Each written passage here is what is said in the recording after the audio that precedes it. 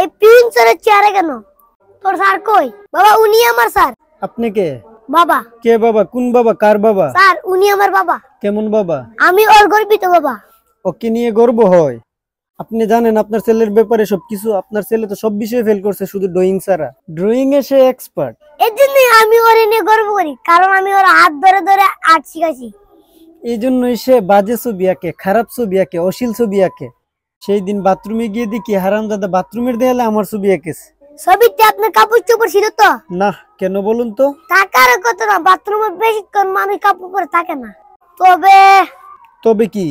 শুধু কি আপনার ছবি এঁকেছিল? জি। তোকে কত করে শেখালো বাথরুমে দিলে স্যারের ছবি না আঁকতে?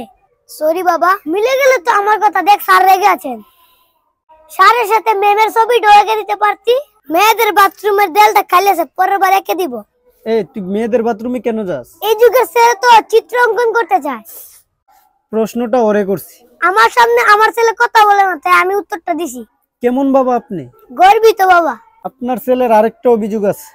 আপনার ছেলে ক্লাসে মেয়েদের দিকে হা করে তাকিয়ে থাকে, ক্লাসে একেবারেই অমনোযোগী। তোকে কত করে বললাম ক্লাসে মেয়েদের দিকে হা করে তাকিয়ে থাকবি না, মেয়ে দেখবি আর ছবি আঁকবি। আপনিও কি ক্লাসে এমনটাই করতেন? জি। যেমন বাবা তেমন ছেলে। জি, এই জন্যই আমি ওরে নিয়ে গর্ব করি। কিন্তু আমার বাবা আমাকে নিয়ে কখনো গর্ব করেননি। কারণ উনি ছিলেন সুশিক্ষিত। না রে ভাই, উনার মাঝে শিক্ষার কোনো আলোই ছিল না, ছিল শুধু রাগ আর অভিমান। আমি পড়তে বসলেও রাগ করতেন, আমি ছবি আঁকলেও রাগ করতেন। এভাবে একদিন রাগ করতে করতে উনি চলে গেছেন।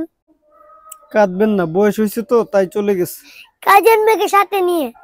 আপনার কথা শুনতে শুনতে নিজেকে পাগল মনে হইতেছে। আমি তো প্রথমেই আপনাকে পাগল ভেবেছিলাম। না বাবা, পিয়ন ভেবেছিলে। এই পাগল পিয়নের কাছে কেন আসছেন? আমার গর্বিত ছেলেকে পরে ক্লাসে ভর্তি করে দিতে। কিন্তু আপনার ছেলে তো পাস করেনি, বরং ফেল করছে। এই জন্যই তো আপনার কাছে আসছি, পাস করলে তো আসতাম না। ফেল করে স্টুডেন্টদের পরের ক্লাসে দেওয়া হয় না। আমার ছেলে তো ফেল করেনি, ওকে ফেল করে দেওয়া হয়েছে। মানে? আমার ছেলে শেষমেশ কার ছবি এঁকেছিল বাবা? বাথরুমের দেয়ালে স্যারের আর ক্লাসের বুড়ো স্যারের মেয়ের। চুপ হারামজাদা। জানি বিআই সাহেব, এটাই আমার ছেলের দোষ, এই জন্যই ফেল করছে। বিআই সাহেব? কে বিআই সাহেব? আপনি বিআই সাহেব। বিআই সাহেব লজ্জা পাচ্ছে। হারামজাদা, তোর না আমার বিআই। আমার মেয়ে তো সস্তা না যে আপনার ছেলের মতো একটা গাদার কাছে তুলে দেব। তাহলে পরে ক্লাসে ভর্তি করিয়ে দিন, যাতে ক্লাসে বসে বসে আবারও আমার মেয়ের ছবি আঁকতে পারে।